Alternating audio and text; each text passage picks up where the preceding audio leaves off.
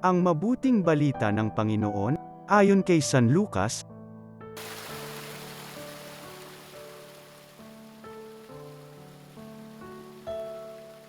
Noong panahong iyon, sinabi ni Jesus sa mga tao, walang taong nagsisindi ng ilaw at pagkatapos ay tatakluban ng banga o ilalagay kaya sa ilalim ng higaan. Sa halip, inilalagay ito sa talagang patungan upang makita ng mga pumapasok ang liwanag. Walang natatago na di malalantad, at walang lihim na di malalaman at mabubunyag.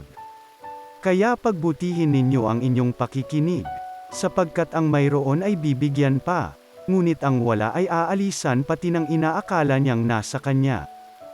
Ang mabuting balita ng Panginoon.